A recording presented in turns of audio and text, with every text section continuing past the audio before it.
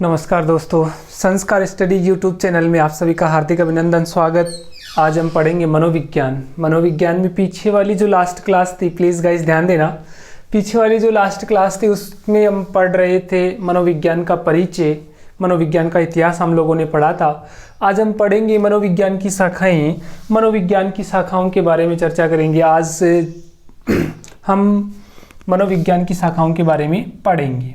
तो आज का टॉपिक हमारा मनोविज्ञान की शाखाएं, मनोविज्ञान की शाखाएं। प्लीज़ गाइस ध्यान देना है, वीडियो को लाइक भी करना है, शेयर भी करना ना भूले। मनोविज्ञान की शाखाएं, वर्तमान समय में मनोविज्ञान की शाखाएं 14 शाखाएं हैं।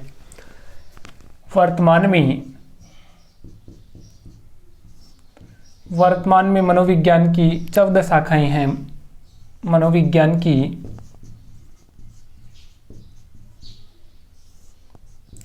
14 शाखाएं हैं।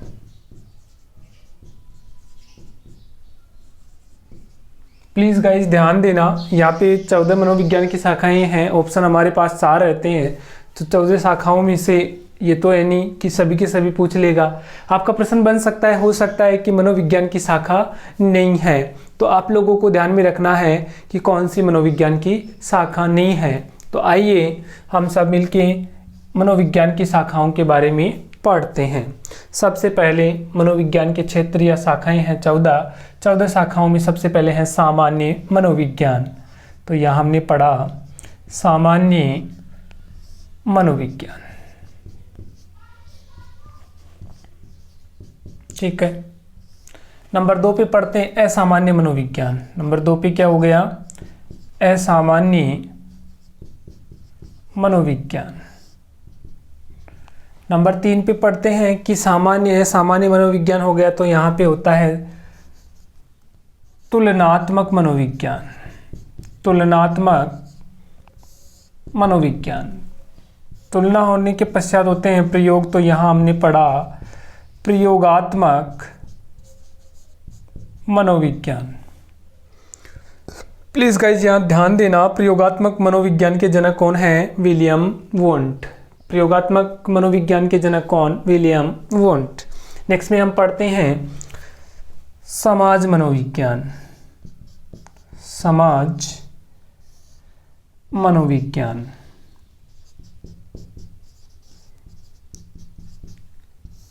इसके बाद हम पढ़ते हैं समाज के बाद पढ़ते हैं बाल मनोविज्ञान। बाल मनोविज्ञान, बाल मनोविज्ञान के बाद की बात की जाए तो इसमें आता है किशोर मनोविज्ञान। किशोर मनोविज्ञान। और नेक्स्ट में आता है प्रौढ़ मनोविज्ञान। प्रौढ़ मनोविज्ञान, ठीक है, यहाँ तक हो गया। इसके बाद हम देखते हैं इन सभी का क्या होता है, निदान होता है। तो निदानात्मक मनोविज्ञान, निदानात्मक व उपचारात्मक मनोविज्ञान।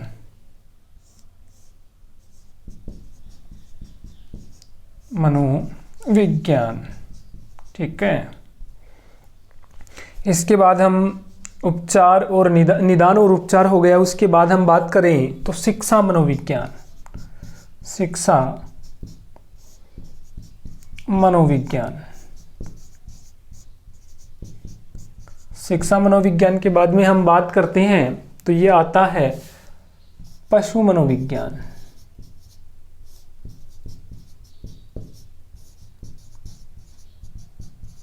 और पशु मनोविज्ञान के बाद हम पढ़ते हैं तो लास्ट है हमारा परा मनोविज्ञान। परा मनोविज्ञान है, ये है आधुनिक मनोविज्ञान की शाखा। तो इसको अंडरलाइन करते हैं, इंपॉर्टेंस लाइंस के रूप में लिखते हैं, स्टार लाइन के रूप में लिखते हैं। आधुनिक मनोविज्ञान की शाखा, आधुनिक मनोविज्ञान की शाखा कौन सी है? परा मनोविज्ञान। आधुनिक मनोविज्ञान की शाखा, मनोविज्ञान की शाखा है। आधुनिक मनोविज्ञान की शाखा कौन सी है? परामनोविज्ञान। परामनोविज्ञान में जो हमारे पास वर्तमान समय में उलझने होती हैं, परिस्थितियां होती हैं, उन सभी का अध्ययन किया जाता है। ठीक है, तो देखिए हम काउंट करते हैं यहाँ से 1 2 3 4 5 6 7 8 9 10 11 12। ठीक है, नेक्स्ट में हम बात करते हैं, 12 हो गई, 13 पे बात करते हैं उद्योग मनोविज्ञान, औद्योगिक मनोविज्ञान।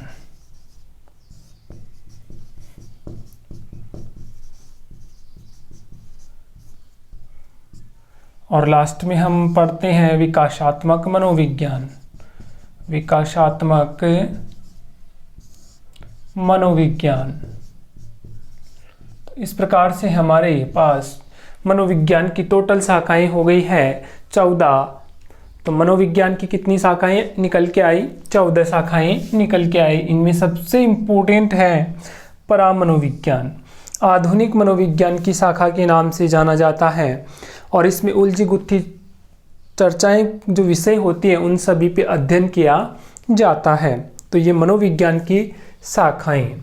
ठीक है, तो देखिए हम छोटे से शॉर्ट मेथड के रूप में याद कर सकते हैं कि हमारे पास सामान्य और असामान्य दो बालक थे या सामान्य असामान्य कोई व्यक्ति थे। उनमें सबसे पहले क्या हुई? तुलना हुई। तुलना के बाद उनमें प्रयोग किए गए। प्रयोग हुआ किस पे? समाज में हुआ। समाज में कौन कौन रहते हैं? बालक, किशोर और प्रौढ़ 3 व्यक्ति रहते हैं। उन सभी का हमने निदानात्मक और उपचारात्मक मनोविज्ञान के तहत अध्ययन किया। निदानात्मक का मतलब होता है कारणों को जानना और उपचार यानी उनका समायोजन करना। शिक्षा में फिर उनको शिक्षा दी जाती है। जो शिक्षा नहीं ग्रहण करते वो पशु की भांति कार्य करते हैं। जिनको शिक्षा दे दी जाती है, ग्रहण कर लेते हैं, वो उद्योग में निकल जाते हैं, उनका विकास होता है और वर्तमान समय में वो आते हैं परामनोविज्ञान में। इस प्रकार से कुल मिला के मनोविज्ञान की कितनी शाखाएं हैं? मनोविज्ञान की 14 शाखाएं हैं। तो मनोविज्ञान की शाखाओं का पॉइंट पूरा होता है। नेक्स्ट में हम पढ़ते हैं मनोविज्ञान की प्रकृति, कि मनोविज्ञान किस प्रकार का विज्ञान है। तो सबसे पहले हम बात करें मनोविज्ञान की प्रकृति के बारे में, तो मनोविज्ञान एक व्यवहार का विज्ञान है। कौन सा विज्ञान है? व्यवहार का विज्ञान है। मनोविज्ञान है, इसमें सदैव पॉजिटिव और नॉर्मेटिव दोनों ही प्रकार का विज्ञान माना जाता है। मनोविज्ञान का जो क्षेत्र होता है वो बड़ा होता है और मनोविज्ञान की जो प्रकृति होती है वो सार्वभौमिक होती है। सार्वभौमिक होने के साथ साथ सार्वकालिक भी होती है, सर्वदेशीय भी होती है। मनोविज्ञान की जो प्रकृति होती है वो परिवर्तनशील होती है और मनोविज्ञान में विज्ञान के 5 आवश्यक तत्व होते हैं। उनमें सबसे पहले हम यदि बात करें तो वो है वैज्ञानिक पद्धतियाँ। वैज्ञानिक पद्धतियाँ नंबर 2 पे आता है वस्तुनिष्ठ यानी ऑब्जेक्टिव टाइप। वस्तुनिष्ठ प्रकृति होती है। नेक्स्ट में हम बात करें कि कोई भी बात होती है वो प्रमाणिक होती है। प्रमाणिक होने के साथ साथ वो सार्वभौमिक होती है। सार्वभौमिक होने के साथ साथ सबसे इम्पोर्टेंट बात होती है कि मनोविज्ञान के द्वारा भविष्यवाणी की योग्यता भी इसमें काउंटेबल की जाती है। तो यहाँ पे होती है भविष्यवाणी की योग्यता। इसके बाद हम बात करें मनोविज्ञान की वैज्ञानिक प्रवृत्ति होती है। वैज्ञानिक प्रवृत्ति होती है और इसमें या इसे परिमार्जन का विज्ञान भी कहा जाता है। तो सबसे इम्पोर्टेंट लाइन आपकी बनी कि मनोविज्ञान परिमार्जन का विज्ञान है, अर्थात शुद्धिकरण का विज्ञान है। तो आज हम पढ़ रहे हैं मनोविज्ञान की प्रकृति। प्लीज़ गाइस ध्यान देना, अच्छे से याद हो जाएगा, आप लोगों को घबराने की कोई ज़रूरत नहीं है। ठीक है ना। तो हम नेक्स्ट में चर्चा कर रहे हैं मनोविज्ञान की प्रकृति। मनोविज्ञान की प्रकृति। कैसी है मनोविज्ञान की प्रकृति, नेचर कैसा है इसका, तो सबसे पहले हम पढ़ेंगे यह व्यवहार का विज्ञान है। यह व्यवहार का विज्ञान है, व्यवहार का विज्ञान है, यह व्यवहार का विज्ञान है। नंबर 2 पे यह परिमार्जन का विज्ञान है। यह परिमार्जन का विज्ञान है। परिमार्जन यानी शुद्धिकरण का,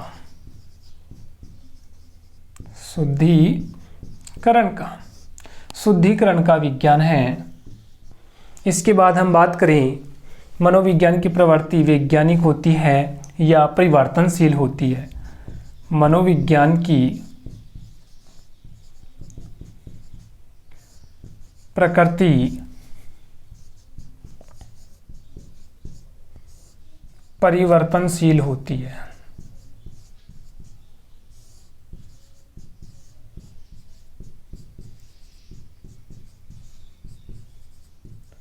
ठीक है। इसके बाद हम बात करें मनोविज्ञान जो होता है उसका क्षेत्र बड़ा होता है, तो व्यापक प्रकृति होती है इसकी। मनोविज्ञान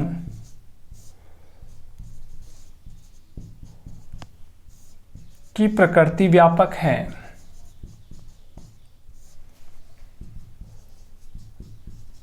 व्यापक का मतलब बड़ी प्रकृति है। ठीक है। इसके बाद हम बात करें इस मनोविज्ञान में विज्ञान के 5 तत्व आवश्यक हैं। इस मनोविज्ञान में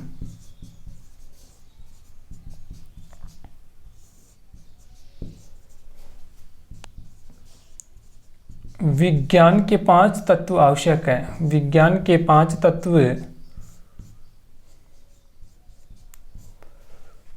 आवश्यक हैं। ये 5 तत्व कौन कौन से हैं, तो इनके बारे में सबसे पहले यदि बात की जाए तो वैज्ञानिक पद्धतियां हैं। ये साइंटिफिक मेथड है, वैज्ञानिक पद्धतियां हैं, वैज्ञानिक पद्धतियां हैं। ठीक है। इसके बाद यदि हम बात करें तो ये ऑब्जेक्टिव टाइप है, वस्तुनिष्ठ है। ऑब्जेक्टिव टाइप के बाद यदि बात करें तो ये प्रामाणिक है। प्रामाणिकता होती है इनमें, सार्वकालिक होती है, सभी समय चलती रहती है, और भविष्यवाणी की इनमें योग्यता होती है। भविष्यवाणी की योग्यता होती है। ठीक है। तो ये इसके 5 आवश्यक तत्व हो गए। इसके बाद यदि बात करें तो इसकी प्रवृत्ति कैसी होती है, वैज्ञानिक होती है। इसकी प्रकृति वैज्ञानिक होती है।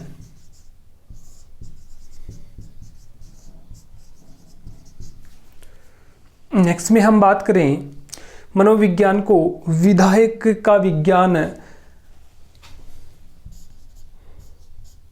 मनोविज्ञान को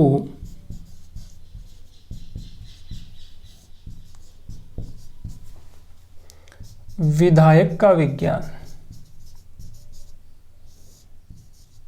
वह नियामक का विज्ञान भी माना गया है। विधायक और नियामक यानी पॉजिटिव और नॉर्मेटिव। साधारण, पॉजिटिव सकारात्मक, यहाँ विधायक से तात्पर्य है पॉजिटिव। विधायक से तात्पर्य क्या है, पॉजिटिव, और पॉजिटिव का मीन्स होता है सकारात्मक। ठीक है, तो इसे सकारात्मक मनोविज्ञान का भाग भी माना गया है। यह है मनोविज्ञान की प्रकृति।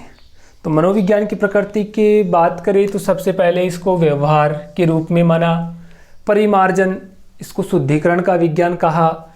इसकी प्रवृत्ति होती है परिवर्तनशील होती है, लचीली होती है। मनोविज्ञान की प्रवृत्ति व्यापक अर्थात बड़ी है। इस मनोविज्ञान में विज्ञान के 5 आवश्यक तत्व होते हैं, वो है वैज्ञानिक पद्धतियाँ, ऑब्जेक्टिवता, प्रामाणिकता, सर्वकालिक और भविष्यवाणी की योग्यता, तो वो मनोविज्ञान है। मनोविज्ञान की प्रकृति कैसी होती है? इंपॉर्टेंट लाइन है, वैज्ञानिक होती है। और मनोविज्ञान को विधायक और नियामक का विज्ञान भी माना गया है, अर्थात पॉजिटिव का विज्ञान भी माना गया है। तो ये है मनोविज्ञान की प्रकृति।